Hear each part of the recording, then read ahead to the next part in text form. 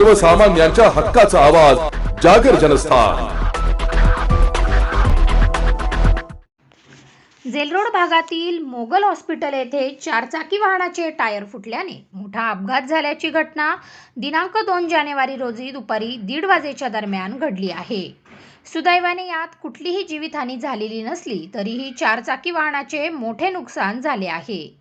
घटनास्थळी स्थानिक नागरिकांनी दिलेल्या माहितीनुसार अतुल जोशी राहणार पुणे हे इंदोर येथून पुणे येथे जेलरोड नाशिक रोड मार्गे भरधाव वेगाने जात असताना चारचाकी फॉर्च्युनर कंपनीच्या MH14 DX 9657 या क्रमांकाच्या गाडीचे चाक अचानक फुटल्याने जेलरोड कन्या शाळेच्या येथून नाशिक रोडला जाणाऱ्या रस्त्यावरून थेट विरुद्ध दिशेने चारचाकी मोगल हॉस्पिटलच्या दिशेने फिरली।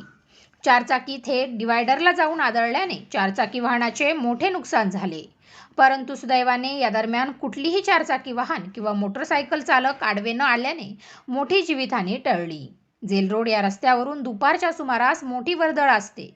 नाताळाच्या सुट्टीनंतर आजच लहान मुलांच्या शाळा सुद्धा सुरू झाल्या आहेत। उपनगर व नाशिक रोड पोलीस ठाण्याला स्थानिक नागरिकांनी संपर्क केला असता दोन्ही पोलीस ठाण्यांच्या हद्दीचे वाद पुन्हा निदर्शनास आले। वाहनातील जोशी परिवारातील चौघांपैकी दोघांना किरकोळ जखम झाली असून एका तरुणीच्या हाताला फ्रॅक्चर झाले आहे।